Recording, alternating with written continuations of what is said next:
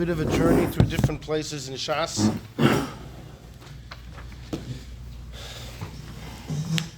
We begin with, I guess we have to start with a Rashi in this week's parsha. It's not on the page. We have in the beginning of Vayakel, Loi sevaru eish b'chomesh v'seichem.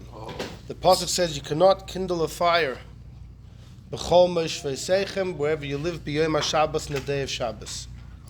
Which that pasuk has many meanings. You know, the Chassam Sofer once said, you know what it means? It refers to a balabos that a whole week is busy. Comes Shabbos, he has some time on his hands. So comes Shabbos, he's able to daven a little longer. He's able to stir the fire within his heart and with his soul.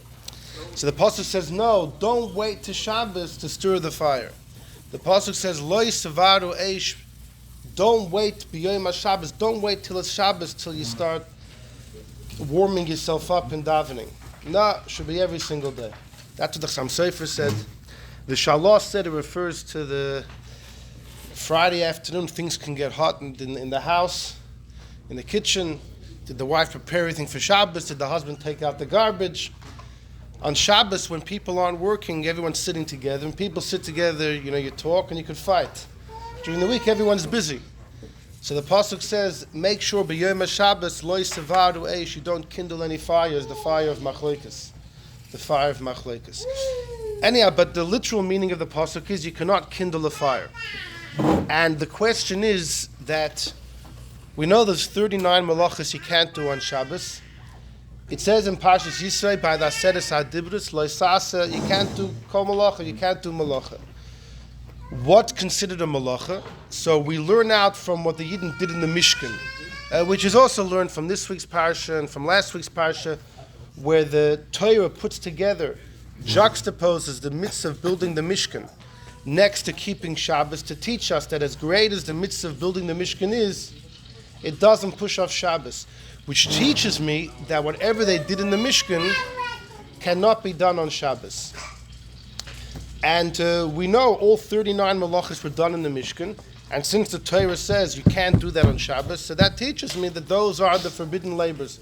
The forbidden malachas on Shabbos is what happened in the Mishkan. And the Torah does not specify anything specific except for Loi sevaru eish, don't burn a fire. There's a couple others carrying get specified.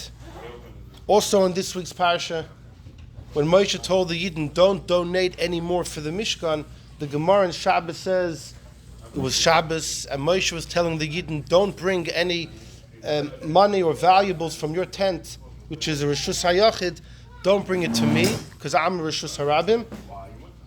Because that's what Moshe was telling them, don't carry. Why was he a Rishus HaRabim? Because where Moshe sat, all the Yidden were gathering around to be there. That's where everybody was. There were 600,000 people near Moshe. It was the Rishus HaRabim. So the Gemara in Shabbos says that Moshe warned the Yidden specifically about carrying. So carrying gets a mention. Tchumin gets a mention in Parshas B'Shalach. Al Yetze Ish Mimkoyim, a person can't walk too far on Shabbos. But then you have Loi sevaru eish, don't kindle a fire. So the Gemara wants to know, why was fire specified? I know they kindled a fire in the Mishkan, so I would know anyways that since it was done in the Mishkan, it can't be done on Shabbos. Why did the pasuk have to specify it?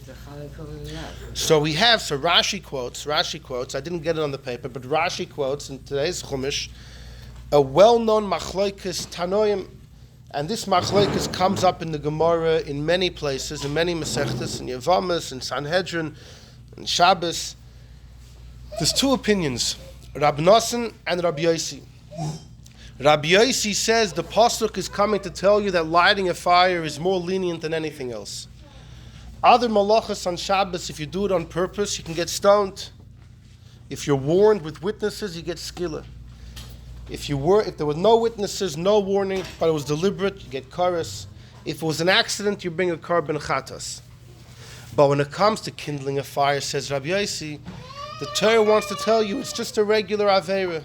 It's like wearing shatnez. It's like eating treif. It just carries malchus. It's the most lenient out of all the malachas. That's Rabbi Yossi's opinion. Hava'oda lalav yotzis. The reason the Torah spoke about kindling a fire, that it's only a lav, it's just a loisasa. It doesn't carry any of the stringencies of the malachas of Shabbos. Rabbi Nosson, on the other hand, says no. Rabbi Nosson says the pasuk's teaching me like this. If somebody on a Shabbos would deliberately do many, let's say it like this. If somebody eats chaylev, the forbidden fats of an animal, accidentally, you didn't know what it was, you ate it, and later you found out, I thought that was some good schmaltz. It turns out it's treif. Chaylev is worse than pig. Chaylev carries chorus if it's done deliberately, and therefore if it's done mistakenly, you have to bring a korban chatas. That's the rule, that's the law. If somebody eats a kazayas of chaylev, and then they eat another one, and then another one, I don't know, over a few weeks they had this huge thing of schmaltz in the fridge, they had no idea it was chaylev, they end up eating 50 kazaysim. So do they have to bring 50 korbanos? So it depends.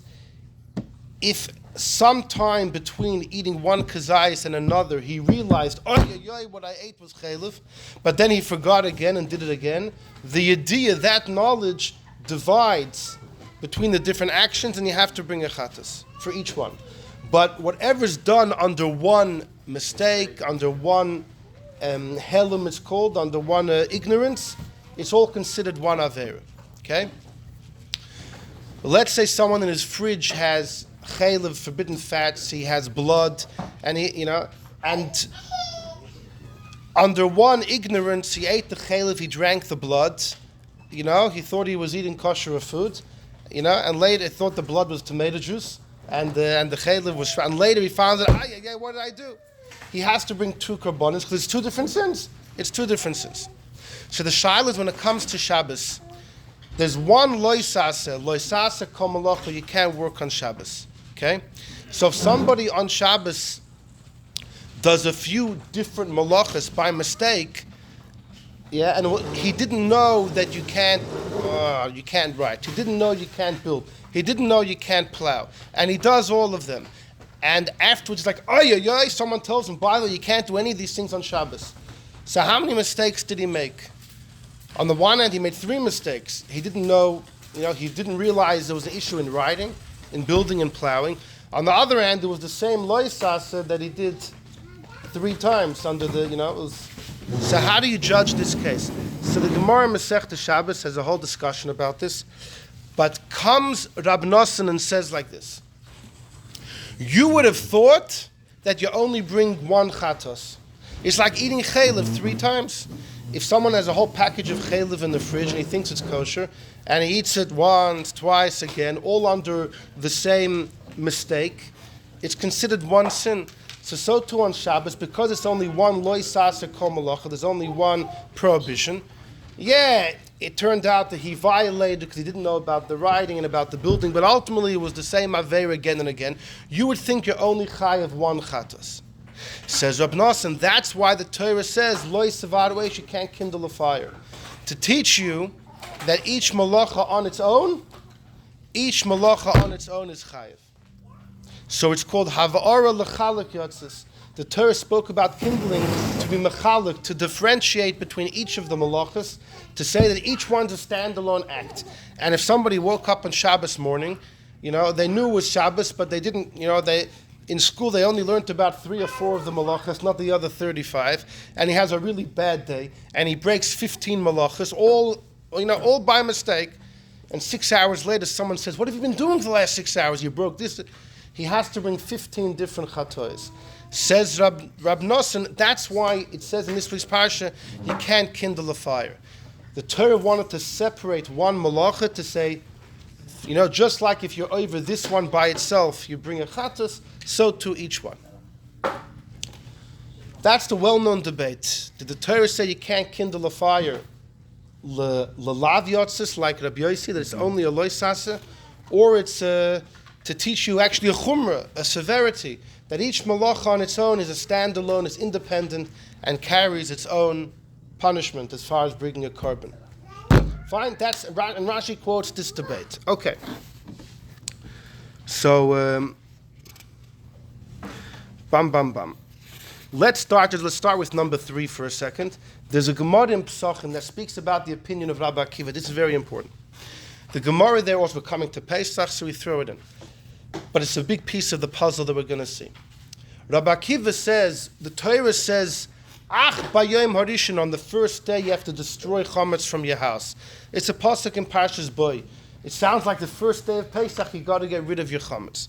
Says Rabbi Akiva, no, it means the day before. It can't mean on Pesach. Why? Because Rabbi Akiva says tashbisu is through burning. How are you going to burn on the first day of Pesach? You're not allowed to burn. And he says burning is an av malach. It's one of the 39 big malachas. You can't do it on Pesach. You can't break. Therefore, it must be the day before. So on number 3, the Gemara there says, Rava says, you know what Rabbi Akiva holds about the debate of Rabbi Nosson and Rabbi Yossi? The debate that Rashi quotes in today's Chumash? It must be, says Rava, Rabbi Akiva holds like Rabbi Nosson that it's l'chalak. Why? Look at Taisus. The Taisus comes and says, where did Rava see in Rabbi Akiva's words that he sides with the opinion of Rabbi Nosson? Taisus gives 2 pshatim. Number 3, l'chalak yotzis, midukari la'av malacha. Rava's inference is from the fact that Rabbi Akiva said burning is an av malacha. How could you do it on the first day Pesach? You're calling it an av malacha. That's a title that you only give to, it's a very serious title. Rabbi Akiva didn't have to use those words. It must be he holds that burning is very serious as the rest, and therefore he can't fit with Rabbi Yossi, who holds that burning is the least strict of everything else. Va'oid Omer Rivah comes Rivah and says a clincher. The Rivah is one of the first of the Baalei Taisus. He was a student of Rashi. We mentioned he had a big yeshiva in Germany. Va'oid Omer Rivah. The Rivah says, and this is a bomber, Delaman da'amar lalav yitzasa. If you hold like Rabbi Yossi, that burning is just a lav, it's not really one of the 39 malachas. It's much lower. It's more lenient. Loi haya asr b'yomtiv, then there's b'chlal not an issue on yomtiv.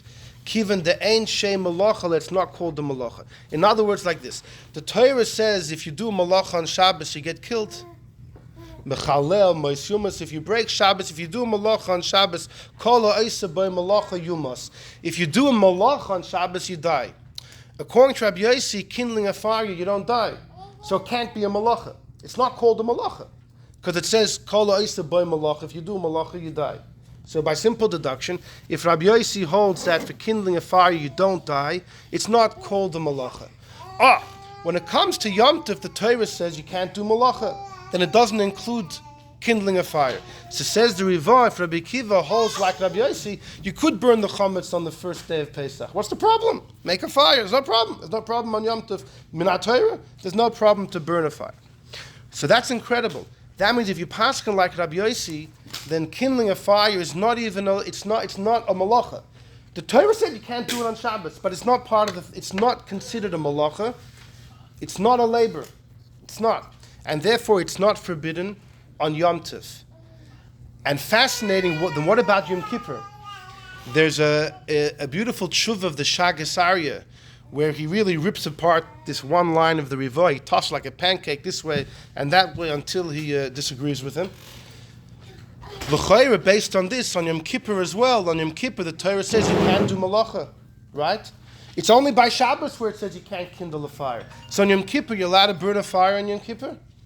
Accordingly, you should be able to burn a fire on Yom Kippur. And the Rebbe, there is a famous story. That's if someone's dying. That's a woman's dying. No. According to this, no, Minat Torah you could. It's not a zelasur. According to the Rivah, burning a fire is not a malacha, because Rabbi Yossi says burning a fire on Shabbos doesn't carry skila. You don't die. It's just a lav ba'alma, isur ba'alma. Don't do it on Shabbos. But it's not one of the 39 malachas, because every malacha carries misur. So therefore, Yom Tov will be permitted, and so on Yom Kippur will be permitted. And the Shagasai is a big problem with this, and therefore ultimately... Yom Kippur is called Shabbos. So very good. So 2 contemporaries of the Shagas Aryeh, we have to throw in a Shagas Aryeh. We have 2 of his contemporaries, Reb Yechezkel Landau, the Noida B'Yehuda, and Reb Pinchas Baal Haflah.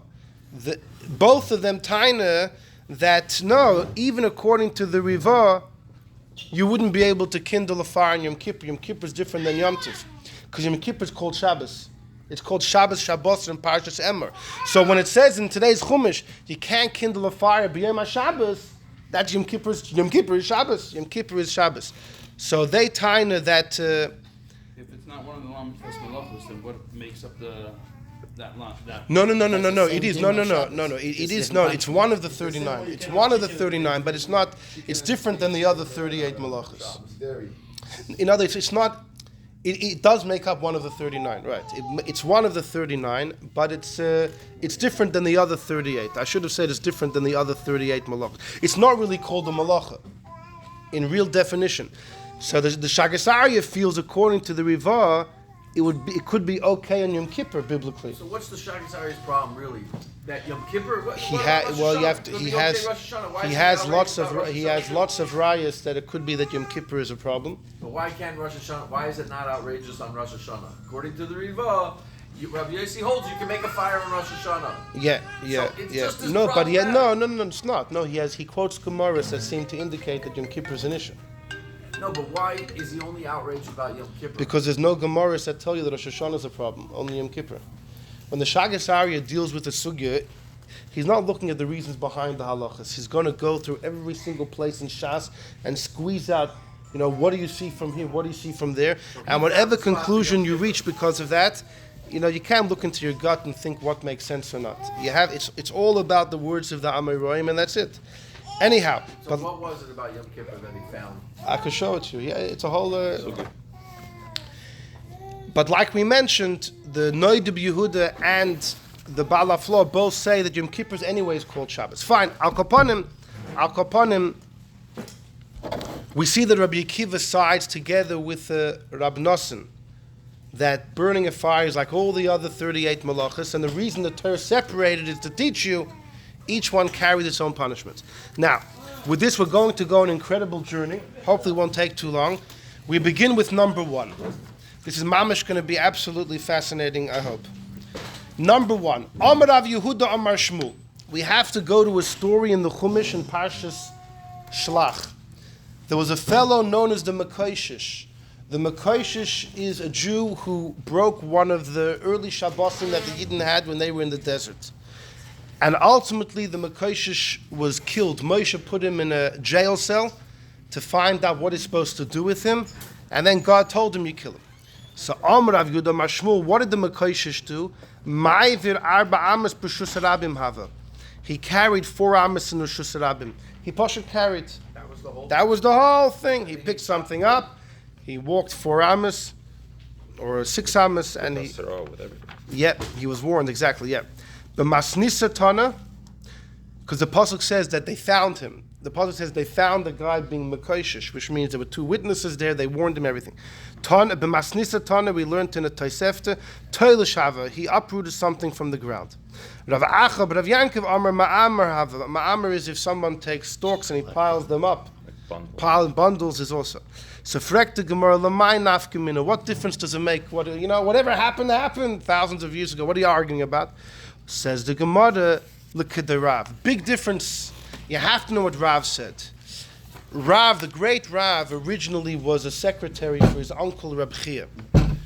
Reb Chia was Rav's uncle, both from his father's side and his mother's side. Mr. Rav said 99%. This is the same Rav, all the same Rav. Exactly, they all died from Ayin Hara. Rav's mother was a half sibling of Reb Chia, and Rav's father was a half sibling of Reb Chia as well. Rav's parents weren't related, but both of them were half siblings of Rabbi Chia, and Rav was Rabbi Chia's secretary for a number of years. And Rav was once going through Rabbi Chia's old manuscripts, and he found the Metzia. Rav said, "Matzasi, I found Megillah Storim. I found a hidden scroll, an old manuscript, Beit Rabbi Chia in the house of Rabbi Chia." The Kosev Bon had said the following. Isi ben Yehuda Omer, there was a Tana called Isi ben Yehuda, Avos Malachas, Arboim Chasarachas, there are 39 Avos Malachas, skip the brackets, Ve'einer Chayev Ela Achas, but you're only Chayev on one of them. Frek the Gemara, what? Achas V'suloi, only one, that doesn't make sense. Vatnan, we have a Mishnah, earlier in Masechta Shabbos. Avos malachas are aborim charachas have 39. Va'avinon bon, the Gemara asks, Minyana lomali, why tell me the amount? Because the Mishnah earlier says there are 39 malachas, and then it lists all 39. So the Gemara asks, I can do the counting myself. You don't have to give me the number 39. And Rabbi Yochanan came and said, is to teach you that each malacha is counted by itself, the way we discussed before. Shim asan kulam behelam echad. If you did all 39 under one mistake, in other words, you didn't know you forgot everything, right? And you mamash blew it that Shabbos. You're chayav v'chatos on each one. So then, how could Isi ben Yehuda say you're only chayav one? Says the Gemara, you got to change it around, and this is the important part. Ema, I'll tell you what Isi meant was Einoi chayav al achas mehem.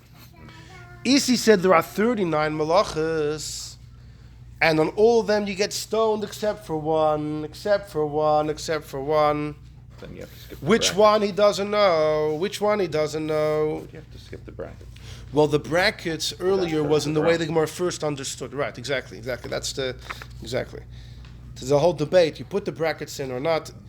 Well, if you put it in, you can't say what you just said. Well, you would just change it. We would Makes no change it. We would say it could be that the brackets got in there because that was the initial understanding. But the understanding now is Isi ben Yehuda is talking about you do malachas on purpose. Each one carries a death penalty, except for one. Which one he didn't say. So therefore the Gemara says, that's why it's relevant to know what the Mekoshesh did. Because the Mekoshesh was killed. So Rav Yehuda, Pshitale, the Rav Yehuda is saying, I know one of the 39 you don't get killed. And there's a big question which one. But if you carry 4 amas, you're for sure chayiv, because that's what happened with the Mekoshesh. The Masnisin that says he uprooted from the ground, Pshitale, he holds toilish chayiv. If you uproot your chayiv. Rav Acher Bar Yankiv, who said he was piling grains, Pshitale de ma'amer chayiv. Mar Savar, this one holds ha mi'is loy misapke, that at least this malach is not part of the question.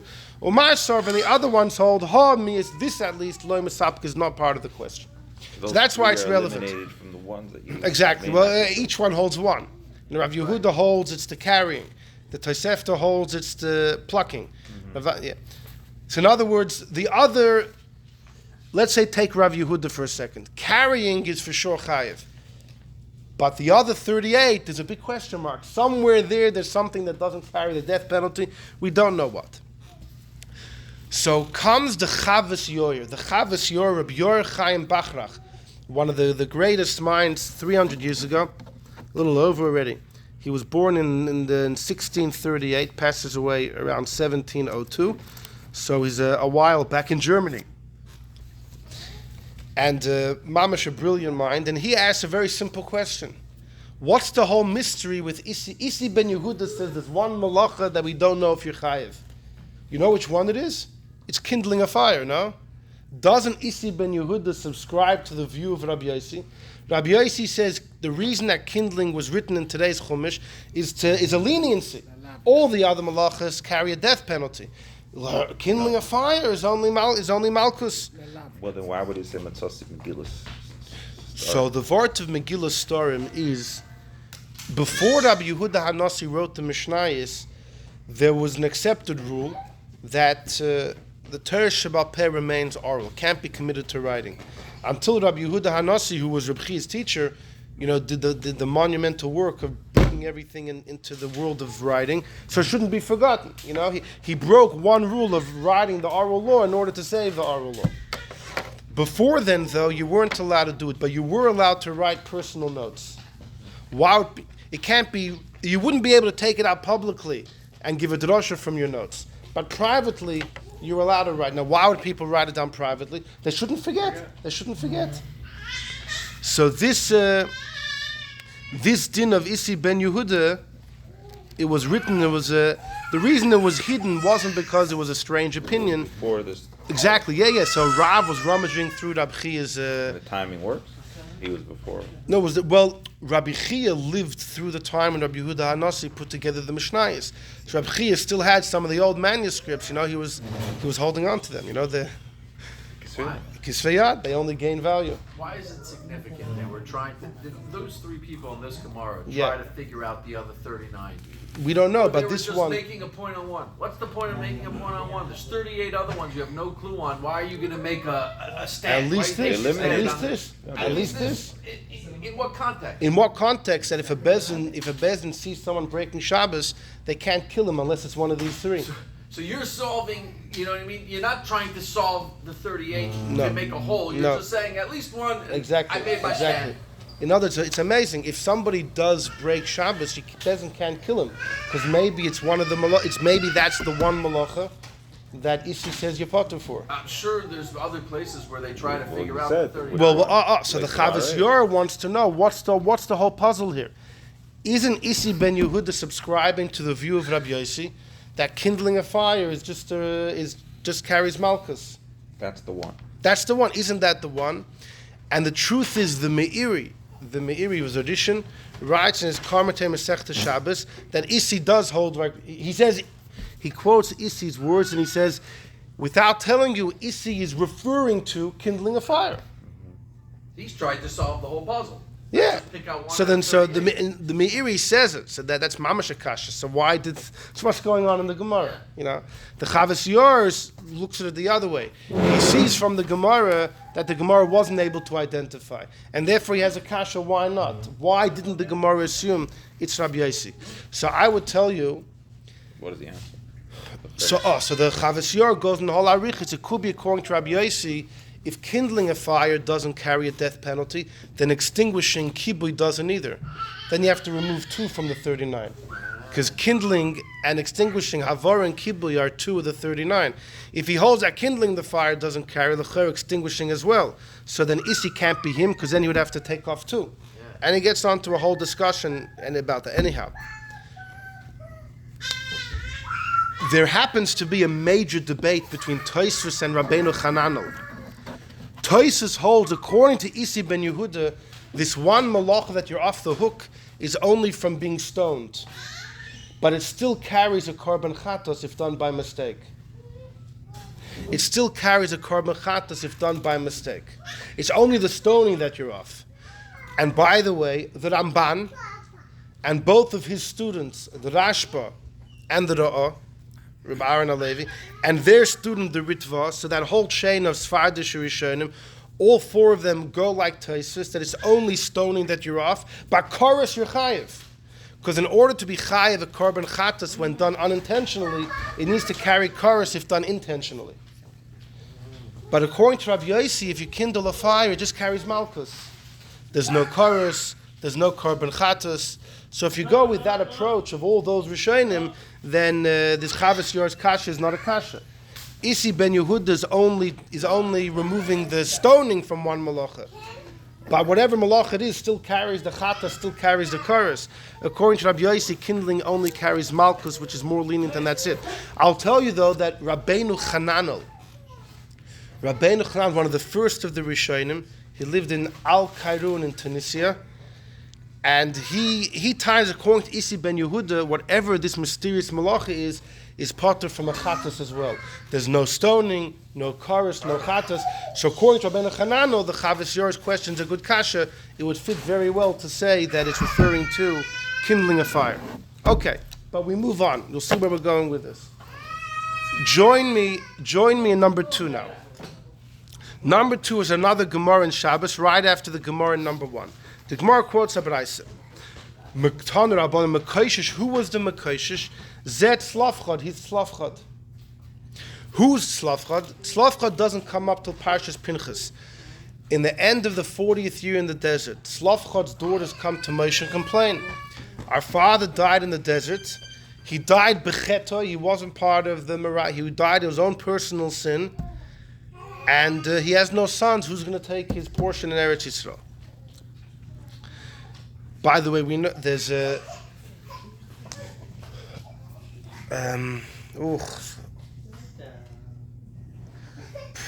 forgot the name of the chassid that was together with the Frierdiker Rebbe when the Frierdiker Rebbe was in Leningrad, when the Rogatchover was there. And Michal Dvorkin. He was with the Frierdiker Rebbe when he was in the same city as the Rogatchover, and the Frierdiker Rebbe asked him to go summon the Rogatchover. And he went to where the Rogatchover was staying, knocked on the door, and he says, I'm sent to by the Frierdiker Rebbe, he wants to speak with you. The Rogatchover, so at that moment he wasn't home, his wife was home. His wife says, is the Rogatchover be back from davening soon? The Rogatchover came back home, he heard the Frierdiker Rebbe was waiting, he quickly grabbed something and he put it in his mouth and he was leaving. So his wife said, you're not gonna have breakfast? The Rogatchover said, the Nasi is calling. That Mordechai Dvork said here, the Rogatchover said, the Nasi is calling me. He went to the Frierdiker Rebbe, and as soon as he walked in, the Frierdiker Rebbe threw a kasha towards the Rogatchover, something about the Yerusha of the daughters of Tzlavchot. Michal Dvorkin said he understood the question. The Rogatchover then fired something back. He understood that too. But then he said at this point he lost it. The Frierdiker Rebbe responded back. They mamash had a back and forth, firing back and forth, kashas tirutzim, until the Rogatchover finally gave an answer. And the Frierdiker Rebbe, though, attacked the answer, and the Rogatchover was silent. It ended with the Frierdiker Rebbe's kasha, and that was the end of that discussion. Yeah, so we don't have too many stories of the Frierdiker Rebbe, with his nigla. The Frierdiker Rebbe once in a mimer, when he said the mimer, he threw in a beautiful explanation in nigla, but when he wrote it up, he left it out. So the Rebbe said, I asked the Frierdiker Rebbe, that was, why do you leave it out? The Frierdiker Rebbe said, it's not my inyan. I'm teaching Chassidus. So the Frierdiker Rebbe very much concealed that aspect of himself. But either way, the Brisa says, who is the Mekoshesh in Parshas Shlach? He's unidentified. He is Tzlavchot who comes up in Parshas Pinchas. V'chein hu omer, the raya is, it says, Vayu b'nei so b'midbar, in Parshas Shlach, the Yidden were in the desert, and they found a man, Mekoshesh. And it says in Parshas Pinchas, the daughters of Tzlavchot said, we're in number 2, Avinu meis b'midbar. It says the same extra word in the desert is extra in both places. Ma'ala halan Tzlavchot, Avkan Tzlavchot. It links to 2 places.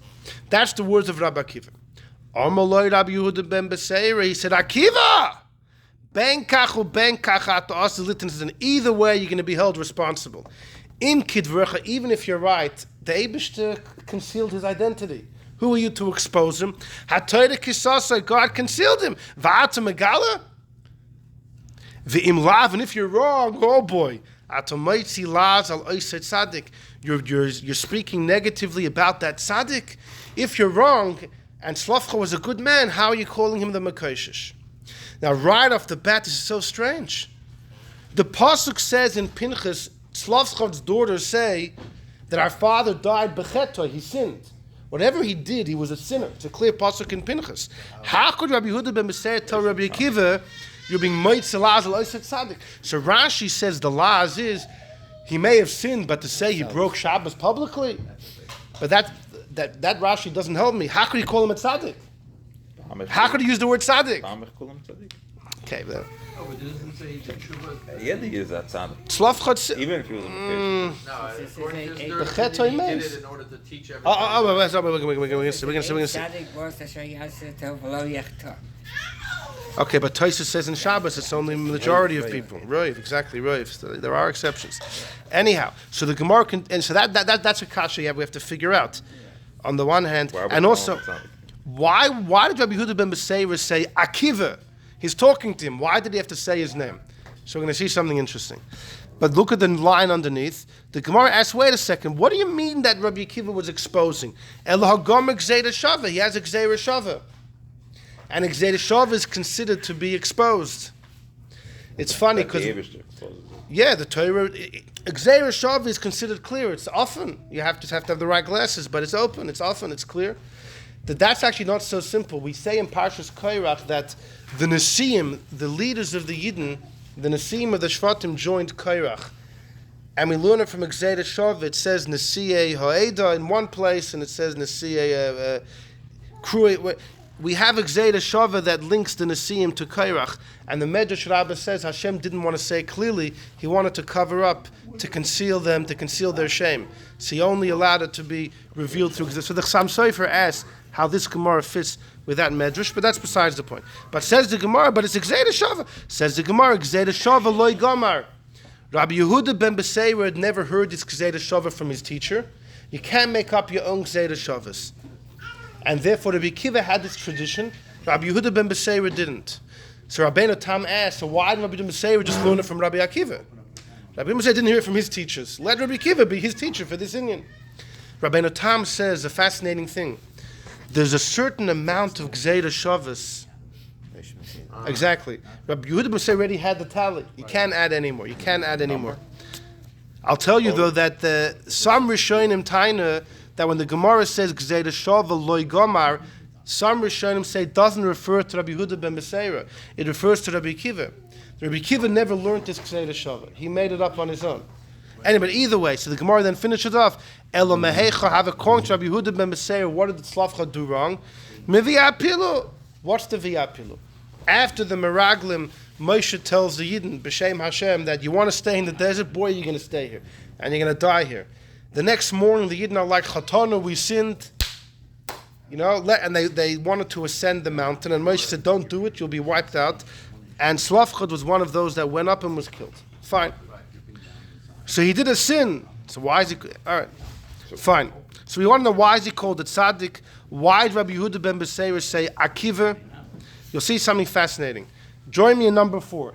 This is a well-known Taisus from Masechta Baba Basra, but you'll see where we're going with all this.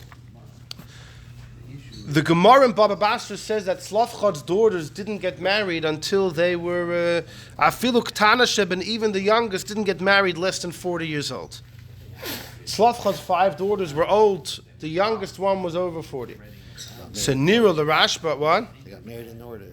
Yeah, Nero the Rashba. So the Rashba says, well, how does the Gemara know that? The Sovrah, the Gemara here in Baba Basra holds, commandom like Rabbi Akiva, that Slavchad Hainu Mekoshesh. When did the story of the Mekoshesh happen? Well, Maisa Mekoshesh was in the beginning of the 40 years, Miyad, right after the Maisa Meraglim. The Omar b'Medrash, and Tosfos here quotes this famous Medrash, the L'Shem Shemayim Niskaven. The Mekoshesh had good intentions. So the Yidden said, we're not going to Eretz Kivin Shenigzra Alein. Since there's a decree, we're not going to Eretz Yisrael from the Maisa Meraglim. So Shuv Ein Mechuyavim b'Mitzvahs. So then, the Yidden said, the Eibishter gave us a deal. Go to Eretz Yisrael, keep the mitzvahs. If we ain't going, no more mitzvahs. So the Mekoshesh got up. Amad v'chilul Shabbos. The Mekoshesh broke Shabbos. Kedei, in order he should be killed. V'yirachem, and others should see. So now, according to Rabbi Akiva, that was Slavchad, which means he was killed when? In the beginning of the desert. So they were all Yitzim Mitzrayim. And the Slavchad, right, exactly. And the daughters get married at the end of the 40th. V'loi Nasr, they didn't marry till the end of the 40th year, like it's clear in Parshas Pinchas. That's how the Gemara knows they were 40 years old. So wait a second, wow, but according to Tosfos, the Mekoshesh was a big tzaddik. How many daughters? So 5. So now I have another kasha. Go back to number 2. What was Rabbi Yehuda ben Beseira's attack on Rabbi Akiva? Right. That, how could you say Tzlavchad was the Mekoshesh? You're being moitzi laz. Fakert. It's a big compliment. Fakert. According to the Medrash Tosfos quotes, the Mekoshesh was a big stuff. It was a beautiful thing that he did. Fakert, Rabbi Akiva told Rabbi Yehuda ben Beseira, I'm doing him the biggest favor by identifying him as the Mekoshesh. Yeah, that was the whole purpose. So the Moshe knew if you break Shabbos you get killed. He didn't know which of the 4 death penalties. Right. Moshe knew you get killed. So this is mamish a kasha. I mean, this is a very simple kasha. If these things are supposed to fit together, then they're going to clash at. You look at Rabbi Akiva. It's obvious why he was doing this. He was doing Slavchad the biggest favor. What's going on in Rabbi Yehuda ben Beseira? Better to say he's from the Mapilim. Why is that any better? You should have answered as a tzaddik. Yeah, why? Yeah. Why didn't Rabbi Akiva? Yeah, okay. So look at number 5. Number 5 is a Marsha, also a well-known Marsha. On that Tosfos, the Marsha number 5. I'm going to read it together. Marsha first quotes from the Targum Yonason, who says the Mekoshesh was a good guy, but for a different reason than Tosfos. Kom Gavra, this is the Targum Yonason on the story of the Mekoshesh in Parshas number 5. On the left. Kom Gavra, a guy got up from the house of Yosef. Omar b'meimre, and he said, Ezel, let me go, ve'itlosh kisin, I will uproot, detach something. So you see that this holds that the Targum Yonason holds that the malach he did was toilish, plucking. Moshe Yitvan Ulfan, Moshe will seek learning from God. V'yadun Yasi, and he will judge me. B'chein ishtamoyde knasa l'chol beis chula'ayin sham. According to the Targum Yonason, it sounds like what the Mekoshesh was bothered for Moshe. The Mekoshesh knew that there was something Moshe didn't know.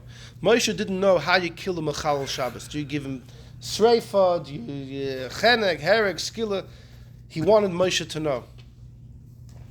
Imagine this kashrus. Very hard to. So let's vahashto. He says benoisav hisnatzlu, and now you understand. If Tzlofchad is the Mekoshesh, now you understand why Tzlofchad's daughters had a taina. Bavur avim, they said, you know, our father was a wonderful fellow. Why should he lose? Exactly. Va'amru, and they told Moshe, K'moi sha'ato lo yadato be'eza misa yamus. They told Moshe, you didn't know which of the 4 death penalties you give to Mechal Shabbos. Gam zeh hoy kavanasi. That's what our father wanted. Kedei sheyedu, that you should know be'eza misa nodin Mechal Shabbos. Our father wanted, he broke Shabbos just so you should know. Incredible iskashus. Just so it should be known, or you should know which misa. V'zeh, that's why the girls say bechetoy meis. He died on his own sin. Loy chata rak kadei sheyeh meis. The Mashal learns when it says bechetoy meis, his sin was that he wanted to die. V'yedu, and then they will know with which misa done in Mechal Shabbos. So it's similar to Tosfos that it was l'shem shemayim, but this is a little more extreme, you know. V'yesh shoylim bazeh b'targum yonis, and everybody asks, how did Tzlofchad justify? Hey achota be'isur Shabbos, what he broke Shabbos just so Moshe could they lay the be'ezah misa, which misa you give a Chal Shabbos? And you can ask the same thing on Tosfos. Did Tzlofchad wanted to show people Torah mitzvah is still for real? Did that give him the right to break Shabbos publicly? V'yesh loimer, so the Mashal gives his famous answer. Kivan shaloi hayat tzarech l'malacha zu. That there's a rule like this. There's something called malacha she'einot tzricha legufa. If someone does a malacha, but he doesn't really need it, what does that mean? There's generally 3 opinions in the Rishonim. Tosfos holds if you do a malacha, but not for the reason that it was done in the Mishkan. You do the same ma'ase was done in the Mishkan for a different purpose. It's missing machshava, isn't it? Right, yeah, exactly. It's called malacha she'einot tzricha legufa. Fine. The Baal Hamor holds you have to want the item you're doing the malacha with. So, for example, if there's a snake attacking and you trap the snake, trapping is one of the 39 malachas. But if you're trapping it so it shouldn't attack anyone, you don't want the snake. You don't want the item. You want it to be gone. You don't want it. So it's called the malacha she'einot tzricha legufa. We'll see what the halach is, but just to translate. Hold on. But hold on. But well, we'll say in a second. Most the classical understanding is not like Tosfos or like the Baal Hamor. The simple understanding is you're only chayef if you do a malacha if your intention is for the purpose of the malacha. For example, digging a hole. Digging a hole on Shabbos is a problem. You know, it's part of charisha, plowing, chayfer. You can't dig a hole. You need sand. Now, the only way to get sand is you dig a hole to get sand, right? So you dug the hole. You don't want the hole. You dug the hole. That was the action.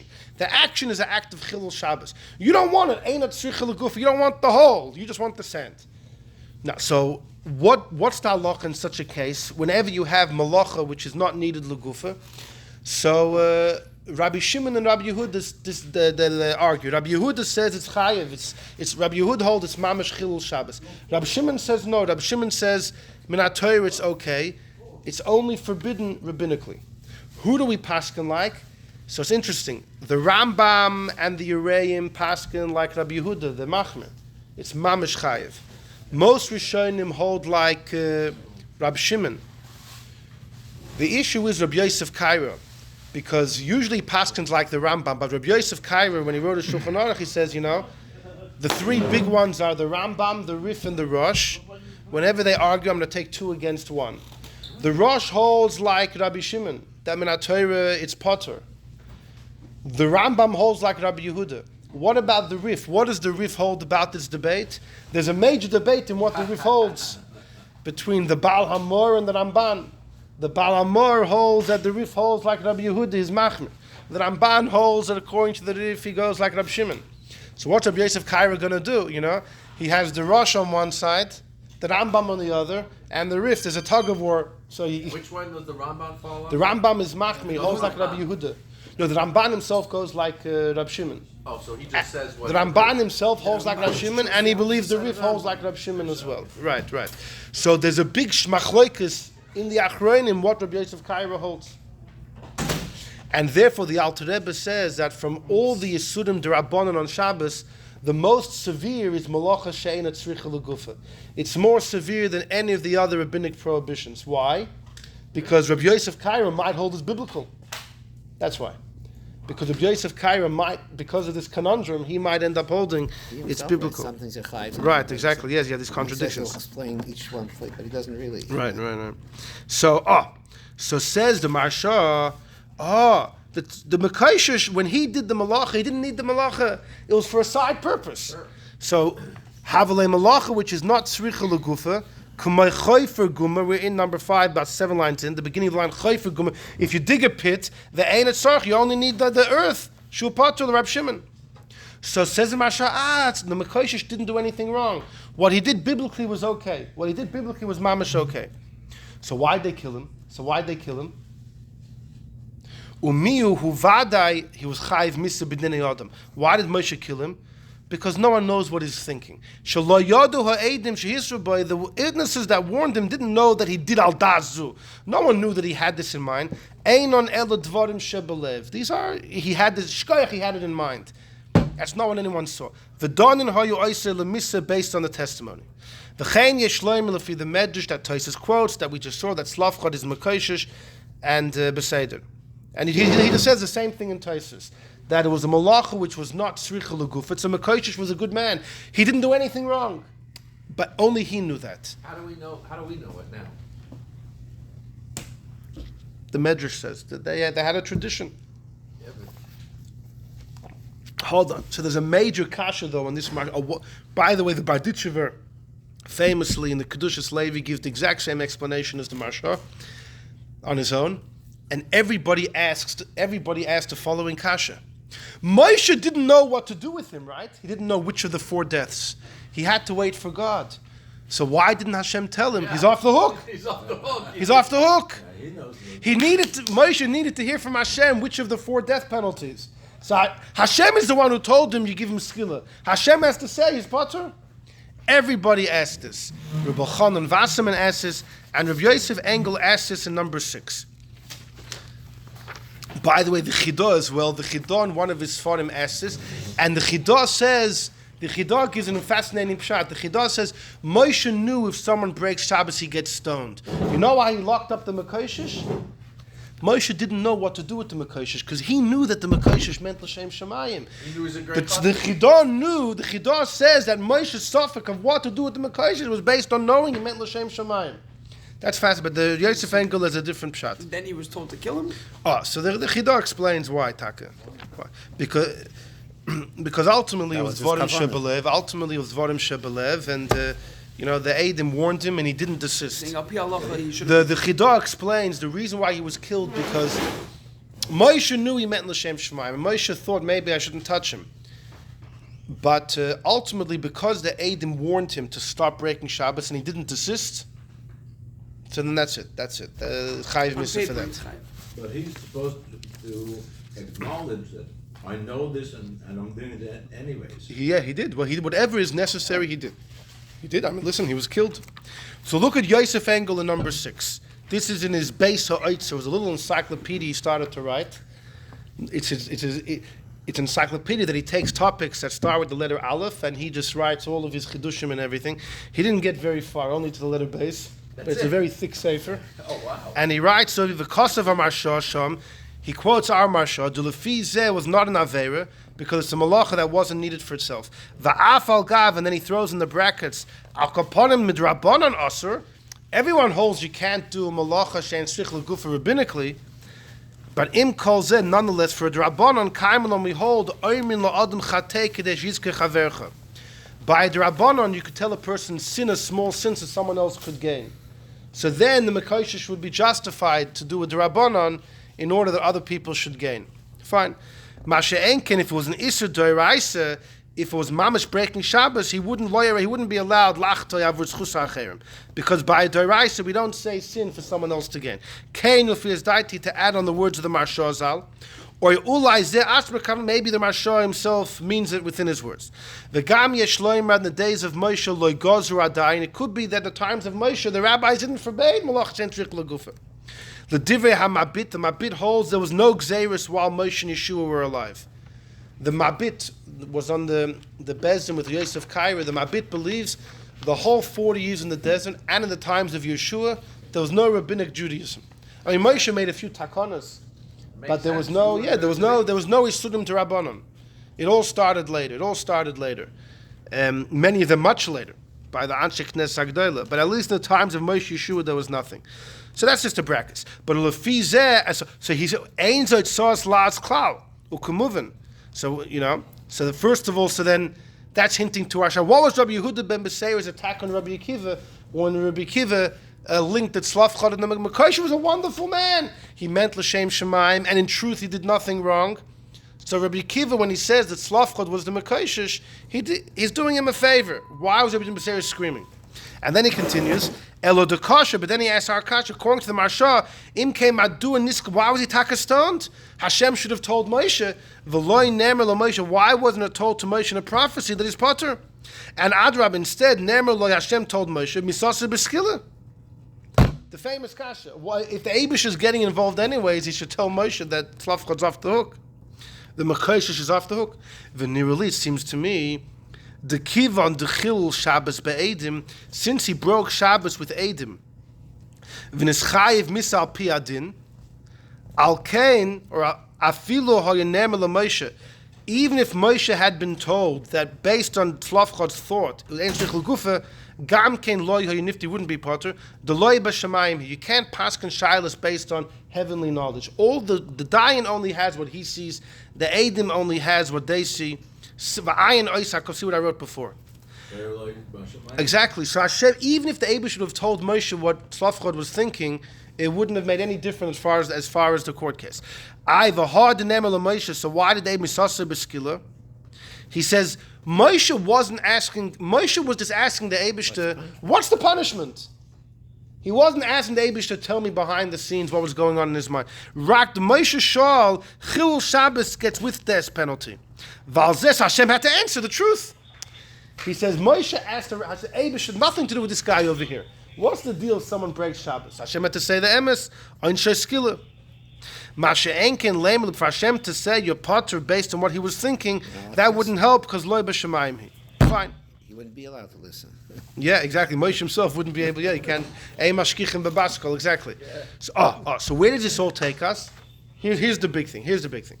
So we're saying that the Mekoshesh, Slavchad, not Slavchad, whoever he was, he had major l'shem shemayim niskaven, and not just that, his act wasn't really an avei. It was ein tzricha l'gufa. He was killed anyways, but he was really mamash a gavaldige guy. So here's the issue, though. So first of all, we asked, what was Rabbi Yehuda ben Beseir's attack on Rabbi Akiva? But let me ask you something else. How many malachas did the Mekoshesh do? Only one. They only did one. What was it at the baby? Only did one. Isi ben Yehuda said that there's out of all the malachas, there's one that you're not chayiv misa for. So wasn't the Mekoshesh taking a chance? The Mekoshesh was going to be breaking Shabbos with a chance that he wouldn't get killed, and he would stop be breaking Shabbos for no reason. Whether you take Taisus or the Targum Yonason, the Mekoshesh's plan was to do malacha and get killed for it. But there's a 1 in 39 chance that he's going to get the malacha. First Russian roulette. The Chor is taking a gamble. Everybody knows based that. on Isi ben Yehuda. Well, we don't know that they didn't. I mean, that we know it, so let's assume they knew it then. If there was one malacha that he wouldn't get killed for, so when the Mekoshesh broke Shabbos, why wasn't he afraid that he might be doing it for no purpose? Because this might be punkt malacha, he won't get killed. So it's like a suffix L'Shem Shemayim. Oh, exactly. So according to Rabbi Yossi, it's not a problem. Because Rabbi Yossi holds that kindling a fire, why did Hashem separate kindling a fire? It's only Malchus, right? And according to the Meiri, And like the Chavos Yair asks, that could be the malacha that Isi was referring to. So if you hold like Rabbi Yossi, there really is no mystery of Isi ben Yehuda. Like the Meiri says, you don't get killed for kindling a fire, but the other 38 you do. So therefore the Mekoshesh had no problem. But if you hold like Rab Nosson, that kindling a fire is like everything else, is just coming to divide between each malacha in its own world, and you bring karbonos for each malacha. So then how did the Mekoshesh know that he wouldn't be stumbling on the malacha you don't get killed for? Maybe back then they all knew. So that's why Rabbi Yehuda ben Beseir is a kasha on Rabbi Akiva, and he says, Akiva! Because what does Rabbi Akiva hold in the debate of Rabbi Nosson and Rabbi Yossi? We saw in number 3, Rabbi Akiva holds that kindling a fire, l'chalik yotzes. He holds like Rabbi Nosson, that all 39 malachas are equal, right? That's why he says on the first day Pesach you can't burn your chametz. Burning is mamash equal to any other malacha, which means according to Rabbi Akiva, when Isi ben Yehuda says one of the malachas don't get killed, you don't know which one. Right. So Rabbi Yehuda ben Beseira tells Rabbi Akiva, Akiva says his name, that you're a problem unto yourself. Akiva, you can't say this, since you elsewhere hold that kindling a fire is equal to all other malachas. So then the Mekoshesh can't be l'shem shemayim. It doesn't make sense, because maybe he would be stumbling on the wrong malacha. So then the whole shem shemayim doesn't apply. That's why Rabbi Yehuda ben Beseira told Rabbi Akiva that our kasha was Rabbi Akiva is doing him the biggest favor. Says Rabbi Beseira, it can't be.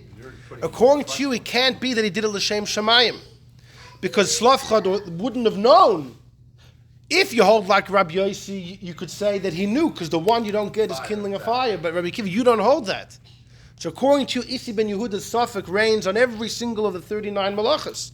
So how could the Mekoshesh be l'shem shemayim? He would have been breaking Shabbos possibly for no reason. So what's Taka Rabbi Akiva's response? Rabbi Akiva's response is number 7. They all knew. Number 7. The Gemara in Shabbos says, Ma'avid dalad ames b'shus harabim minolon de mechayev. Being ma'avid the 4 ames from b'shus harabim, how do you know that you're chayev? The Gemara there is discussing it. Carrying 4 ames in the street, it wasn't done in the Mishkan. There's no pasuk that says you can't do it. Who said, why can't you do it on Shabbos? We know you can, but why can't you? So the Gemara says, Kol dalad ames, all 4 ames b'shus harabim, Gemara Gemiri Law, it's a tradition.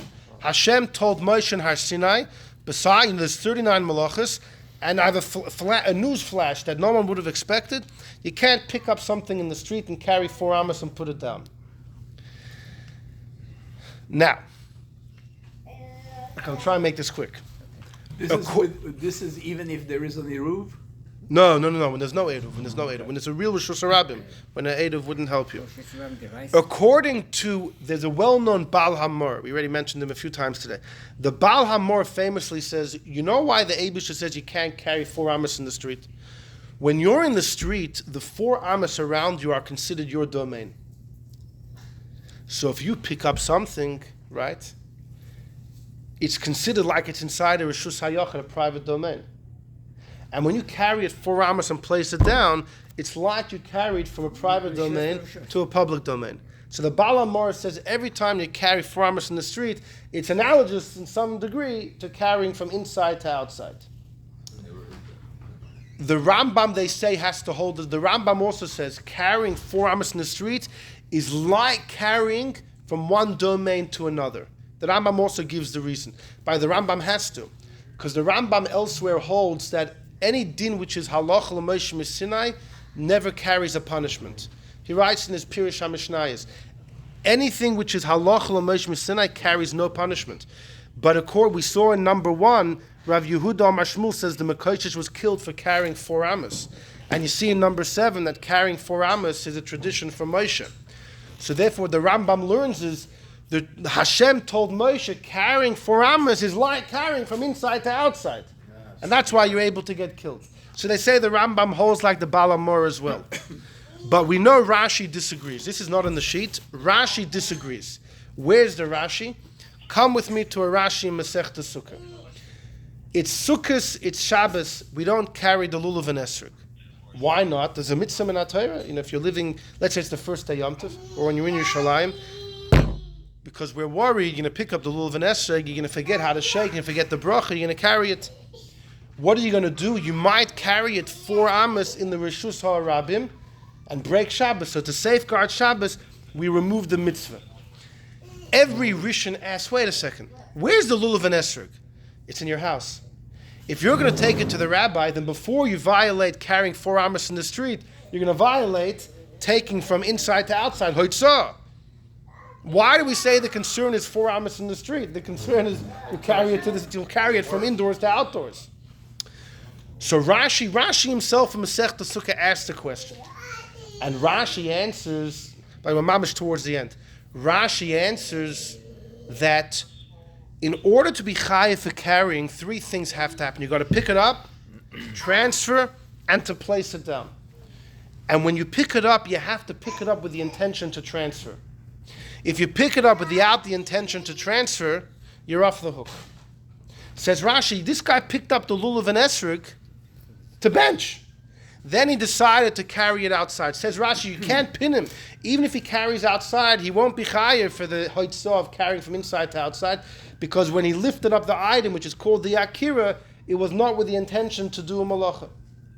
So Tosfos asks on Rashi, so then how could he be chayav for carrying 4 amos in the street either? To carry 4 amos in the street, you also need to pick it up, put it down. But if he picked it up in the house without the intention to carry, just to shake the lulav, even if he carries it to the rabbi's house, you can't pin him on the 4 amos in the street either, because he never picked it up with the intent to carry. That's Tosfos' question. So the answer to this is, and this, that Rashi holds that carrying 4 amos in the street is different than all the other 39 malachas. All the other 39 malachas we learn from the Mishkan, right? Like in this week's parsha. Build the Mishkan, don't do it on Shabbos. Whatever was done in the Mishkan, you can't do on Shabbos. In the Mishkan, they did meleches machshavos. They did premeditated acts, thoughtful acts, that's the source of many of the loopholes on Shabbos. That's in fact why Rab Shimon holds if the malacha was not tzricha legufa yapater, because it's not in the category of meleches machshavos, which is a deliberate malacha, a thought out, a calculated, an important malacha. But Rashi's going to say carrying 4 amos in the street is not from the Mishkan. It was we saw number 7. God told Moshe and Har Sinai, so therefore it doesn't have to be meleches machshavos. Therefore, like this, when it comes to carrying, in order to be chayiv, you have to pick up the item in order to transfer. You know why? Because if you picked it up stamazoi and then you transferred, it's lacking in the calculated labor. It's lacking in meleches machshavos. So Rashi will say that's an issue only for carrying from inside to outside. So therefore, on Sukkot, if you're going to pick up the lulav and esrog in order to bench, and then you carry outside, you won't be held chayiv, because the first part of the malacha wasn't calculated. You picked it up not to carry; it was just to shake it, and then you realize you forgot how to make the bracha. But the carrying the 4 street doesn't need that prerequisite of pre-calculated labor. It's not learned from the Mishkan. So once you know that, it's fast. Which means the Balamor holds carrying the street is an offshoot of carrying from inside to outside. Rashi holds different. It's very simple. So now means according to Rashi, the carrying in the street which Hashem told Moshe on Har Sinai is much more severe than all the other malachas. It's much more severe than all the other malachas. It doesn't have the loophole of calculated labor. That's why Rabbi Akiva will say, Rabbi Akiva says, I hold that kindling is equal to everything else, which means when Isi ben Yehuda said 1 malacha yapater, how are you going to know which one? I'll tell you, carrying you for sure chayiv, because that's more serious than anything else. So Rabbi Akiva is going to hold, back in number 1, like Shmuel, that the Mekoshesh carried 4 amos. Out of all the 39 malachas, carrying 4 amos is more serious than the rest, because it was told to Moshe and Har Sinai. It's different. It's more serious than everything else. So Rabbi Akiva will say to Rabbi Yehuda ben Beseira, I don't know which malacha you're off the hook, but I know one thing. Carrying is more severe than the rest. So according to it's a fascinating thing. That means according to Rashi, when it comes to carrying 4 amos, the leniency of meleches, let's say malacha shein and tzrich legufa doesn't apply. Since it's not learned from the Mishkan, It doesn't have to be pre-calculated labor. It doesn't have to be tzricha legufa. Which means when the Mekoshesh carried 4 amas, he was takachayev. He was takachayev, even in the eyes of God. Yeah, but That's why Hashem told Moshe he has to get killed. Okay, but He was did the Mekoshesh though didn't know that. Yeah, I'm saying, The did he have to know the Gemuri? What? Did Salafchad have to know the halacha Moshe Messiah?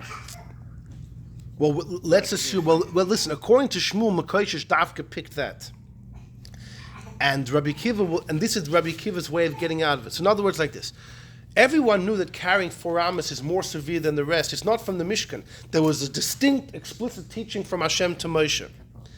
They knew it was different and therefore more severe, and therefore not under the question of Isi ben Yehuda's mysterious malach that you're off the hook. But what the Mekoshesh didn't know is that it's so severe you're chayiv even though ain't a tzricha legufa. But then if he didn't know that, The Mekoshesh was l'shem shemayim niskaven, but b'chet meis. The pasuk can say b'chet meis. According to the Marsha, it's very problematic. Tzlafcha did nothing wrong. We killed him because we had to, but be'emes he did nothing wrong in the eyes of God. How could it say in Parshas Pinchas b'chet meis he died with his sin? but according to this, He made a mistake. He knew that carrying 4 amas is more severe than everything else. That's why he knew that he's not taking a gamble. He's for sure going to get the death penalty. Isi ben Yehuda's question mark wasn't everything else. This, you're for sure going to get the death penalty. What he didn't know is that for the same reason that it's so serious, it doesn't have the leniency that a malacha shein tzricha leguf is so potter. what? He wasn't trying to get the leniency. No, he was. The Marsha says, how could Slavchot break Shabbos just because he had good intentions? It must be he wasn't really breaking Shabbos because he didn't What need was he the trying to malacha. do? No. So no, we explained. What was he trying to do? He was going That to get killed, Slavchot but he knew wasn't he breaking knew he Shabbos. would get killed because people would But he think he's wasn't breaking breaking Shabbos, Shabbos. but he knew But that it in wouldn't truth he be wasn't. really be. But in Parashat Pinchas it says b'chet meis. So what happens if?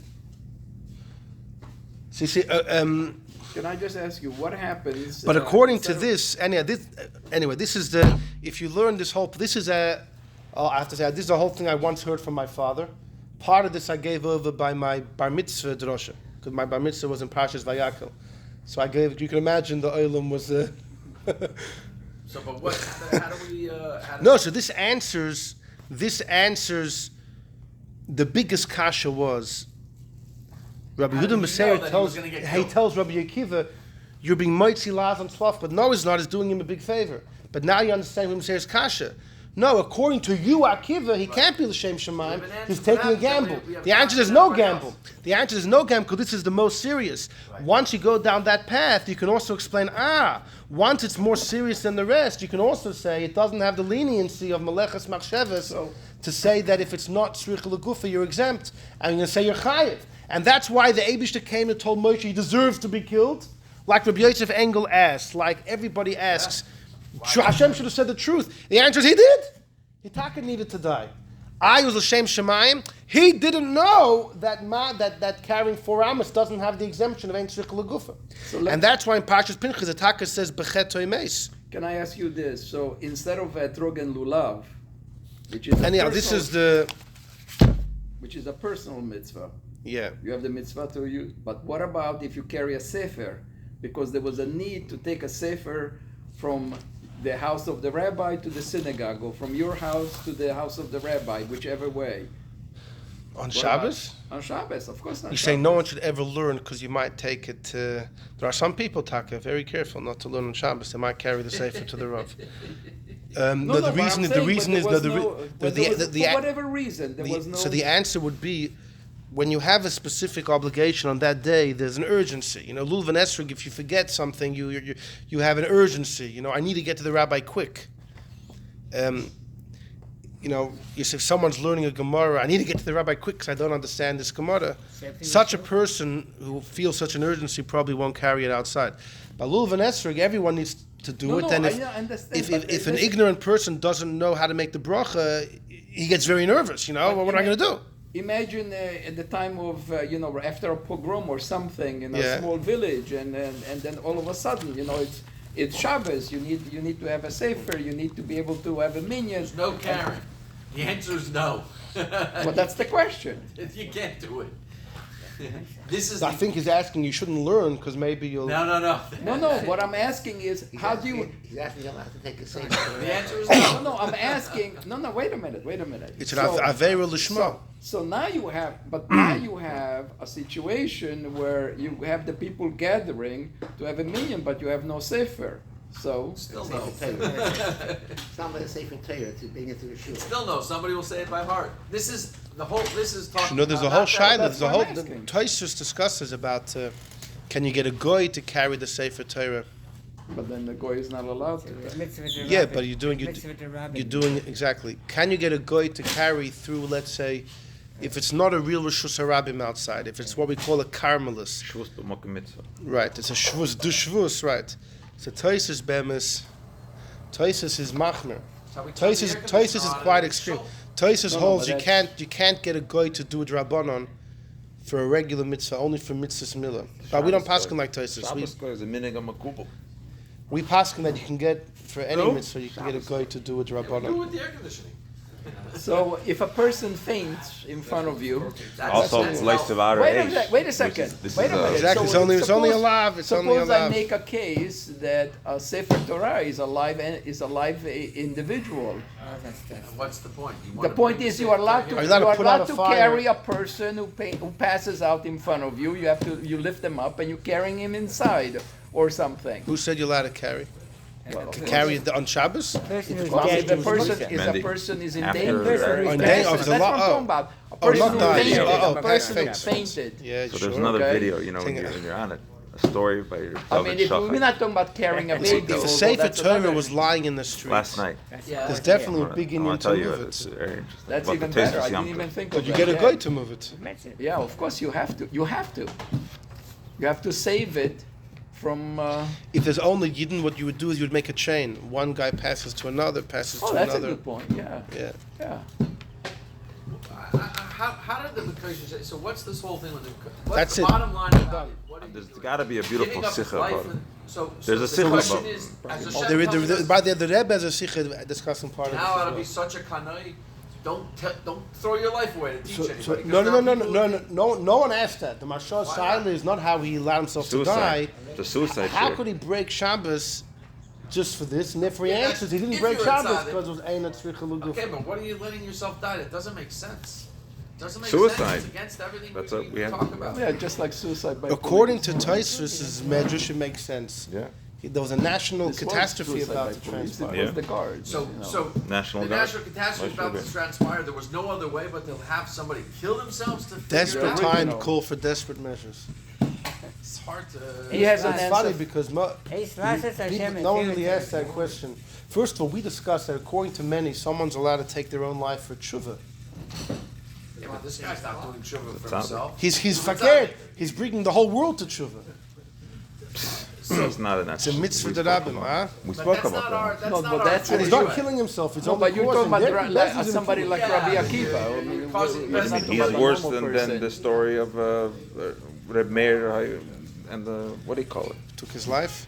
No, the Oh, whole the shit. Reb Meir, the Gemara. and Yeah, Sech human. Yuma. Yeah. About what? About what? No, the booby trap shit. Shi- I missed that one. Yeah. Listen, there's a. He caused the wife to get killed. Reb Meir, how you the doctor Hold on. b'shemes. Even though amongst Tunas, those that allow suicide for tshuva, there are those that say it's only okay if the sin the person did carries a death penalty.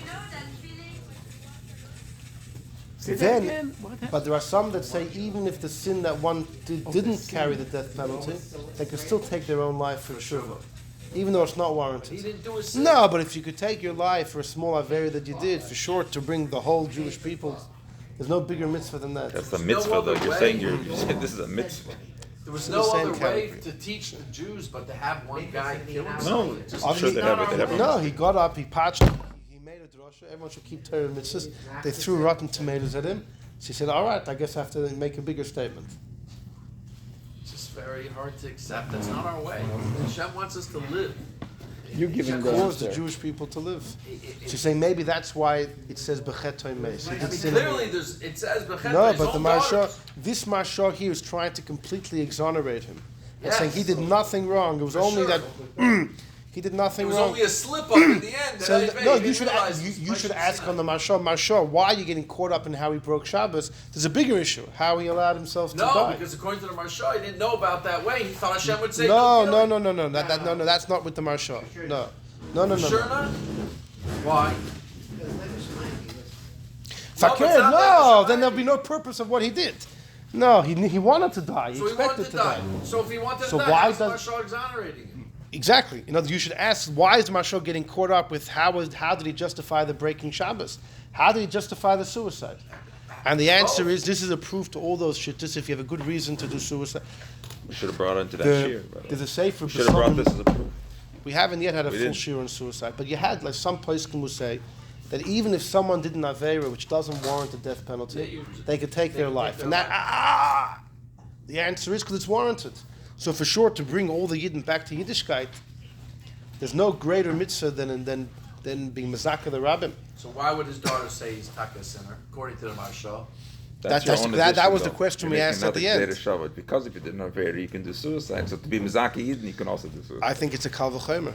I'm saying, it's your own Torah, though. Yeah, It's not, yeah. Well, you have a problem with that? I'm just saying. It's, I think it's logical. You can- Now, hold on, those shittas I though don't are the think it's ma- logical. You can, He's saying it's only if you personally have something you have to fix. But it's not your life. You don't have the right. He didn't have anything to fix here. to be Mizaki No, is but someone else.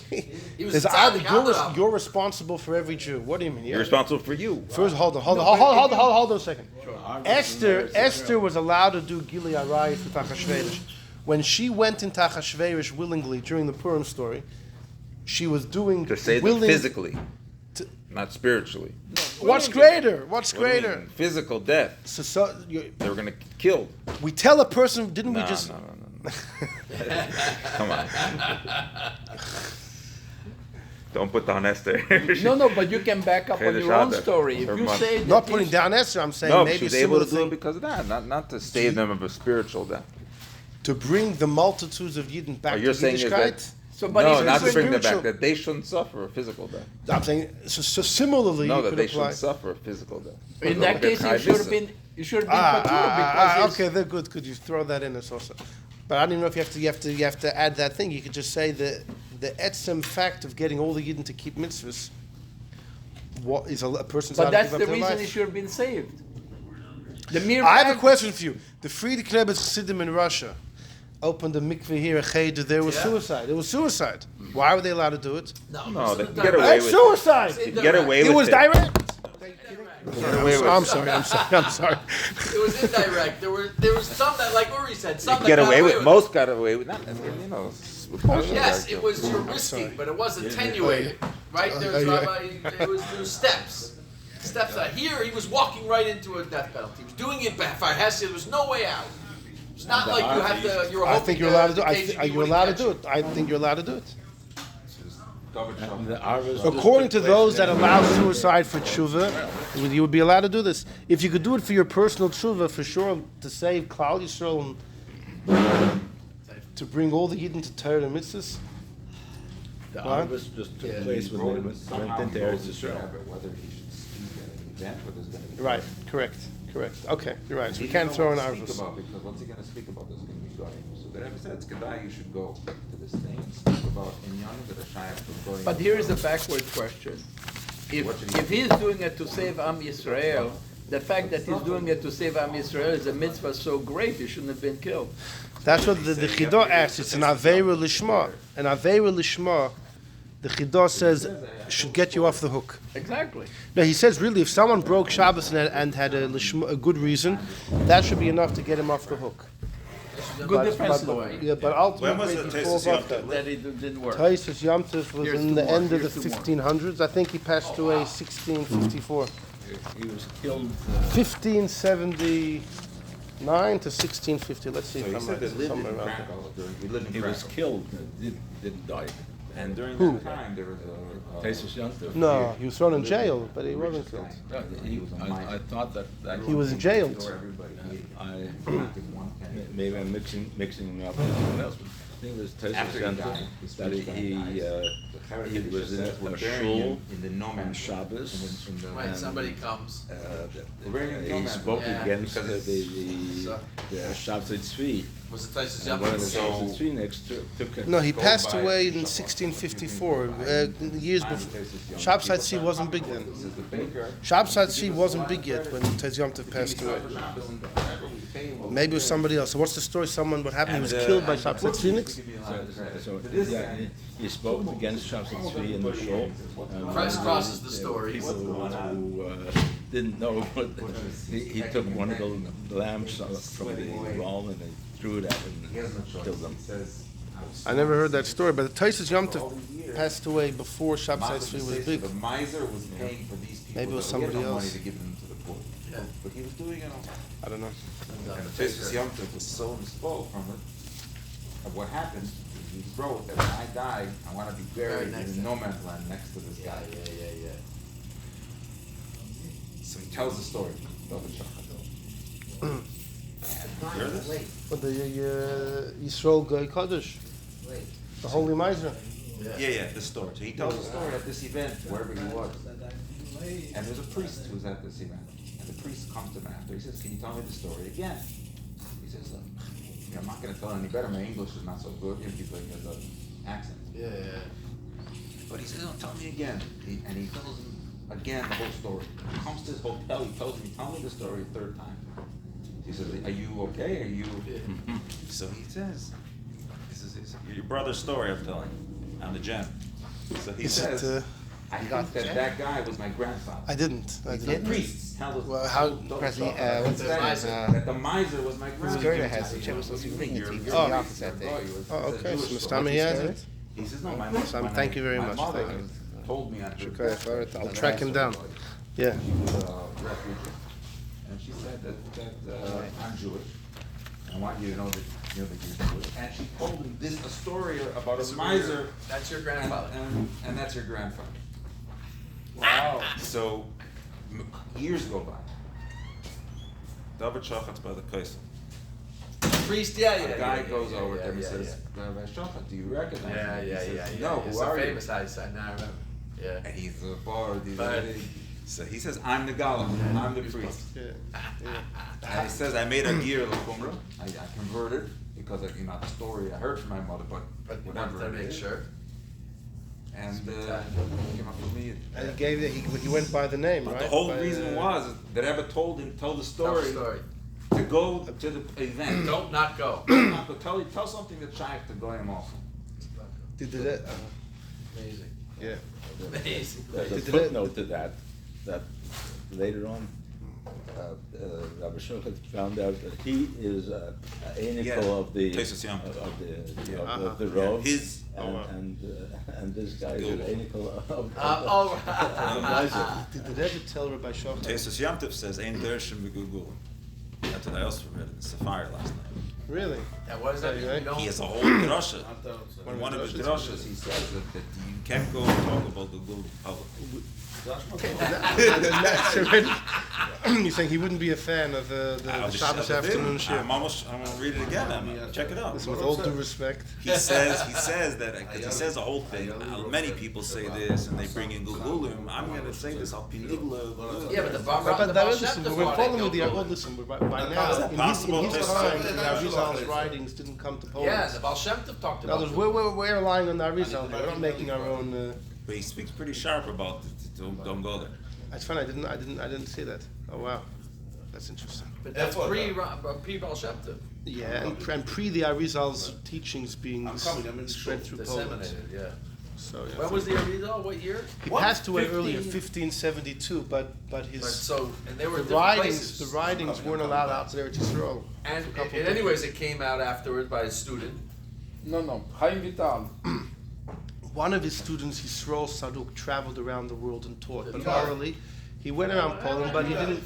This was before the Taisus Yom Tov. We don't know the Taisus Yom There's no way the Tov. Taisus Yom Tov could have seen that. Yeah, we have to.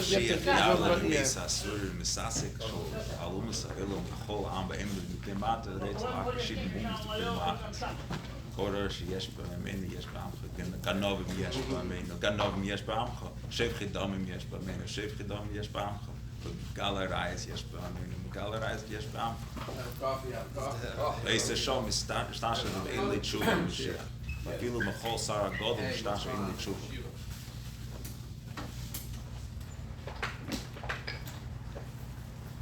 But then he says, what, did we say Krishna?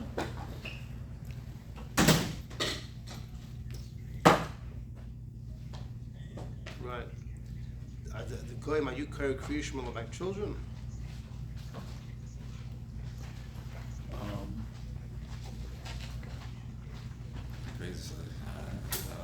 I had to close it up. Wow, wow.